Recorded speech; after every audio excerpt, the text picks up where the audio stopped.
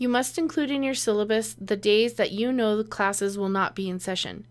In order to find these, go to morgancc.edu, scroll to the Calendar section, and click on the View Academic Calendar.